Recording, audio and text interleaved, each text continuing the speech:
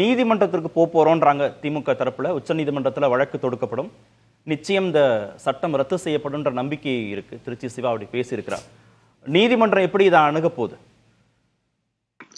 இப்போதைக்கு அது பிரசம்சோஸ் தான். ஏன்னா ராஜ்யசபால பாஸ் ஆகணும், அதற்கப்புறம் பிரசிடென்ட் கையெழுத்து போடணும், அப்புறம் கெசட்ல நோட்டிஃபை ஆகணும், அதுக்கப்புறம் தான் நீதிமன்றத்துக்கு போறதுக்கான வாய்ப்பு. ஸோ அப்போ வரும்போது இது ப்ரொசீஜரலா பார்க்கணும் அப்படின்னா வாய்ப்புகள் கம்மி. ஏன்னா ஃபர்ஸ்ட் ஒரு கன்சல்டன்சி இருந்தது, ஒரு 6 வழிமுறைகள் கேள்வி கேட்டு அதற்கப்புறம் பல புகார்கள் இருந்தது, அதற்கப்புறம் மாற்றுவதற்கான தேவை இருக்கிறதா இல்லையான்றது 2 மீட்டிங் ஸ்டேக் ஹோல்டர்ஸோட நடத்தினாங்க. அதற்கப்புறம் தான் ஒரு டிராஃப்ட் பில் ப்ரிப்பேர் பண்ணப்படுது, அதற்கப்புறம் அது செலக்ட் கமிட்டி கிட்ட பிளேஸ் பண்ணப்படுது, அதற்கப்புறமாக அது ஜேபிசி எடுத்துக்கிறாங்க, அதுக்கப்புறம் ரிப்போர்ட் வருது.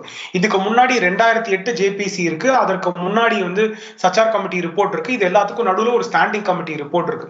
இது எல்லாத்தையும் எடுத்துக்கிட்டு இருக்காங்க. அப்படின்னால ப்ரொசீஜரலாக வயலேஷன் இல்லை அப்படின்னு 12 மணி நேரத்துக்கு மேல டிபேட் நடந்திருக்கு. ஒரு பாசிச ஆட்சியில டிபேட் நடந்திருக்கு. எல்லாருமே அவர்களோட உரையை சொல்லியிருக்காங்க. நீதிமன்றத்துல கிராஷ் ஆவதற்கான வாய்ப்புகள் இல்லையா? அப்படிதான் புரிஞ்சுக்கணும் இல்லையா? ப்ரொசீஜரலா தவறு அப்படின்னு சொல்ல முடியாதுன்றது ஒன்று. வேற 2 கேள்விகளுக்கு 1 நிமிஷத்துக்குள்ள நான் பதில் சொல்லிடுறேன். ஒண்ணும் இல்ல, என்னன்னா எனக்கு முன்னாடி அண்ணன் தமிழ் பிரசன்னா அவர்கள் சொன்னாங்க கமிஷனருக்கு பவர்ஸ் இருக்கு அப்படின்னு. திமுக ஆட்சியில இப்போ எஸ்ஜிபி ஃபைல் பண்ண affidavit writ petition 0013 of 2022 file பண்ணது. ஹெச்ஆர்என்சி கமிஷனருக்கு பவர்ஸ் கிடையாது, சிவில் கோர்ட்டுக்கு மட்டும் தான் டைட்டில் அட்ஜுடிகேட் பண்றதுக்கான பவர்ஸ் இருக்குன்னு அவங்க அஃபிடவிட் ஃபைல் பண்ணிருக்காங்க. அதற்கு தீர்ப்பு சாதகமாக வந்திருக்கிறது நீதிமன்றத்துல. அதனால ஹெச்ஆர்என்சி கமிஷனருக்கு அது கிடையாது.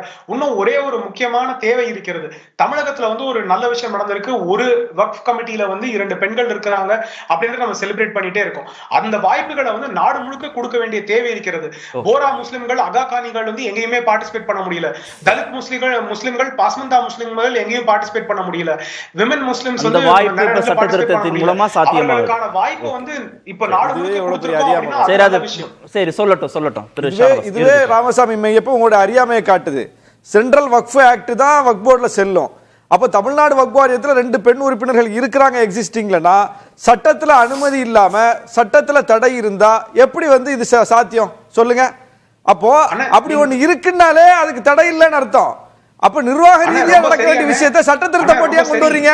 இன்னைக்கு நம்ம பாராளுமன்றத்துல விமன் வரதுக்கான தடை கிடையாது. ஆனா நம்ம ஆணாதிக்க காலகட்டத்தில் இன்னைக்குமே வாழ்ந்து கொண்டிருக்கிறோம்ன்றது வருத்தத்தக்க விஷயம். இன்னைக்கும் பெண்களுக்கான அந்த வாய்ப்பு இல்லை. அந்த பெண்களுக்கு வாய்ப்பு கொடுக்க வேண்டும். பிற்படுத்தப்பட்ட இஸ்லாமியர்களுக்கு ஏற்பட வேண்டும், அது கட்டாயமாக்கப்பட வேண்டும் அப்படின்றதான் தேவை. அதுதான் நான் சொல்றேன். சுப்ரீம் கோர்ட் நீதிபதியில 2 முஸ்லிம் பெண்களை கொண்டு வரதுக்கு ஒரு சட்ட திருத்தம் கொண்டு வாங்க. ஹைகோர்ட் நீதிபதியில ஒரு 2 முஸ்லிம் பெண்கள் வரதுக்கு கொண்டு வாங்க. எல்லாத்துலயும் கொண்டு வாங்களா, 2 துணைவேந்தர்கள்ல கொண்டு வாங்க. அவங்க ஒரு ஃபிளாஸ் சொன்னாங்க நம்ம ராமசாமி மையப்பன் நாகராஜ். ஜனநாயகத்தின் அடிப்படையில் நாங்க இந்த சட்டத்தை கொண்டு 12 மணி நேரம் டிபேட் பண்ணிருக்கோம்னு சொன்னாங்க.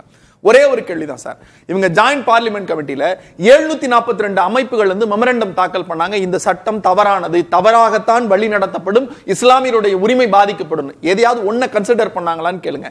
232 பிரதிநிதிகளினுடைய கூட்டமைப்பாக திராவிட முன்னேற்ற கழகத்தினுடைய துணை பொதுச் செயலாளர் அண்ணன் ராஜா உட்பட, அப்துல்லா அவர்கள் உட்பட 44 சட்ட திருத்தத்தை கொண்டு வந்தாங்க. யாராவது ஏத்துக்கிட்டாங்களான்னு கேளுங்க. 2வது எதிர்க்கட்சிகளுடைய அறிக்கை, ஏன் இதை எதிர்க்கிறோம்ங்கிற அறிக்கை ஜாயிண்ட் பார்லிமெண்ட் கமிட்டில டிராஃப்ட்ல இருக்கணும். அந்த அறிக்கை கூட அவங்களால கொண்டு வர முடியல.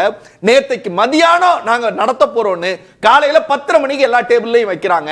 665 பக்கம், 665 பக்கத்தை எப்படி 3 மணி நேரத்துல படிக்க முடியுங்கிற குறைந்தபட்ச அறிவு. அதை கடந்து நள்ளிரவுல சொல்றாருல, இந்த நாட்டிற்கான சுதந்திரம் நள்ளிரவுல கிடைச்சதுன்னாங்க. இந்த நாட்டிற்கான சுதந்திரத்திற்கு உழைத்தவர்கள் இஸ்லாமியர்கள், ரத்தம் சிந்தியவர்கள் இஸ்லாமியர்கள், உயிரை கொடுத்தவர்கள் இஸ்லாமியர்கள். அவருடைய சுதந்திரம் நேற்றைக்கு நள்ளிரவில் அமர்வுலையும் பேசுவோம். நன்றி. அனைத்து நன்றி.